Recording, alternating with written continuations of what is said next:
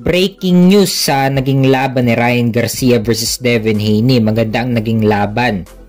Sa unang round pa lang, kamuntik-muntikan nang bumagsak si Devin Haney. Tinamaan ng left hook ni Ryan Garcia. At dito na naging agresibo si Ryan Garcia. Gusto na agad tapusin si Devin Haney pero nadadali si Ryan Garcia ng yakap ni Devin Haney.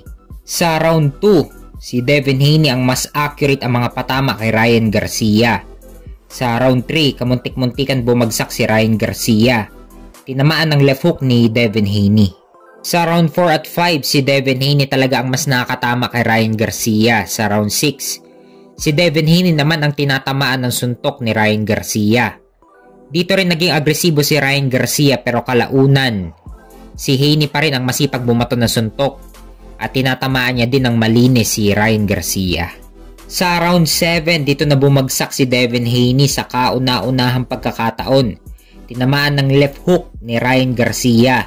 At pagkatayo ni Haney, gusto nang tapusin ni Ryan Garcia pero nadadali talaga si Ryan Garcia ng yakap ni Haney. At sa kakaawat ng referee, nagkakaroon tuloy ng chance si Haney na makapag-recover. Sa round 8, si Ryan Garcia ang naging agresibo sa laban. Tinatamaan niya ng pulido si Devin Haney. Pero kalaunan, si Ryan Garcia naman ang umaatras, si Haney naman ang sumusugod. At siya naman ang nakakatama kay Ryan Garcia. Sa round 9, si Haney ang masipag bumato ng suntok, malinis na tinatamaan si Ryan Garcia. Sa round 10 naman, dito na bumagsak sa pangalawang pagkakataon si Devin Haney. Tinamaan na naman ng left hook at sinabayan ng kanan ni Ryan Garcia. At pagkatayo ni Devin Haney, kamuntik-muntikan na naman siyang bumagsak kay Ryan Garcia. Napakapit lang si Devin Haney. Sa round 11, si Ryan Garcia na ang naging agresibo. Malinis na tumatama kay Devin Haney ang mga suntok ni Ryan Garcia. Mapapansin mo kay Devin Haney na groggy pa. Hindi pa nakakapag-recover ang katawan niya mula sa knockdown niya nung round 10. At kalaunan dito sa round 11, bumagsak na naman si Devin Haney. Tinamaan na naman ng left hook ni Ryan Garcia. At sa round 12, makikita mo kay Devin Haney na sumusuntok pa rin. Pero wala nang gaanong impact. Epekto ng knockdown niya nung mga nakaraang round. Habang si Ryan Garcia naman ay binibasic na lang si Devin Haney. At bago matapos ang round 12, inaasar pa ni Ryan Garcia si Devin Haney. Umabot sa decision ang laban, panalo si Ryan Garcia via majority decision. Sa score na 112-112 tabla, 115-109 at 114-110 pabor kay Ryan Garcia.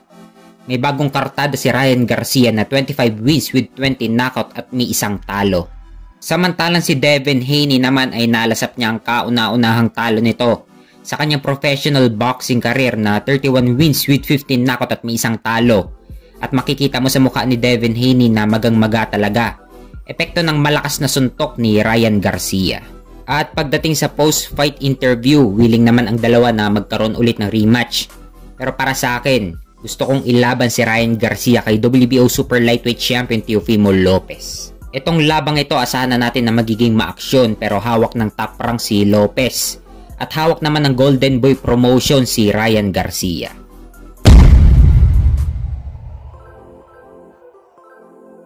Sa kabilang banda naman, pina-finalize na ang laban ni WBC Lightweight Champion Shakur Stevenson versus Artem Harutyunyan sa July 6 sa Newark, New Jersey. May kartada ang kalaban ni Stevenson na si Harutyunyan na 12 wins with 7 knockout at may isang talo. Hindi ito masyadong kilala pero may posibilidad na ito na ang huling laban ni Shakur Stevenson under ng top rank dahil pa-expired na ang kontrata ni Stevenson sa top rank.